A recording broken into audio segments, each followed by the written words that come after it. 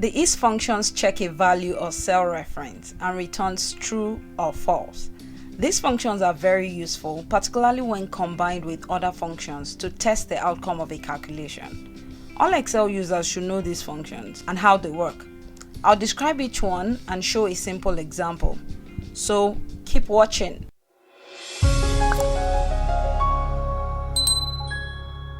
IsNumber checks if the value or cell reference contains a number, and if it does, it returns true. Otherwise, it returns false. Let's check if the value in cell D4 is a number. Equals IsNumber D4, close the bracket and enter. It's true. If this is a text, it returns false. I'll show a practical example. If I want to highlight any cell with numbers in this range, I can use conditional formatting using the IsNumber function. Select the range, go to the Home tab, Conditional Formatting, New Rule, select Use a formula to determine which cells to format. I'll type the formula here, equals IsNumber bracket D4, close the bracket, click on Format and fill with color. I'll go with yellow. Okay, there you go. I'll undo that because we don't need it anymore. Let's move on to the next one. IsNonText checks if the value or cell reference does not contain a text, and if it doesn't, it returns true. Equals IsNonText D5, close the bracket and enter. It's true. If I change this to a text, it will return false. Now watch this. If the cell is blank, it returns true. So take note of that.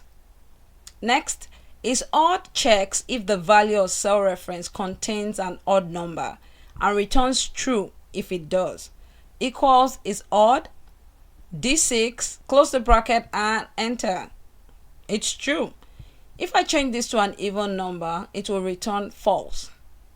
And if it is a text, it will return the value error. Let's take a look at IsEven. IsEven is the opposite of IsOdd. It checks if the value or cell reference contains an even number. Equals IsEven D7, close the bracket and enter. It's true. If I change this to an odd number, it will return false. And if it is a text, it will return the value error. IsText checks if the value or cell reference contains a text. Equals IsText D8, close the bracket and enter. It's true. If I change this to a number, it will return false. Next, IsBlank checks if the cell reference is empty. Equals IsBlank D9, close the bracket and enter. It's true. Please note that if you have an empty string, double quote, in the cell, then it will return false because the cell is not empty. Let's take a look at IsError. IsError checks if the value or cell reference contains any error value. Equals IsError D10, close the bracket and enter. It's true. Let's take a look at IsError. IsError checks if the value or cell reference contains any error except the NA error. Equals IsError D11, close the bracket and enter. It's true. If I change this to NA, it will return false. IsNA checks if the value or cell reference contains the NA error. Equals IsNA D12, close the bracket and enter. Next, IsFormula checks if the value or cell reference contains a formula. D13 contains a formula.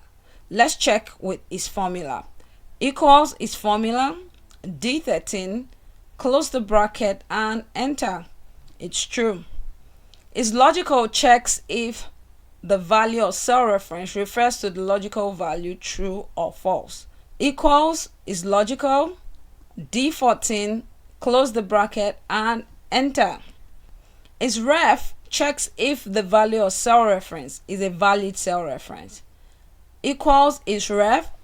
D15, close the bracket and enter. It's true because D15 is a cell reference.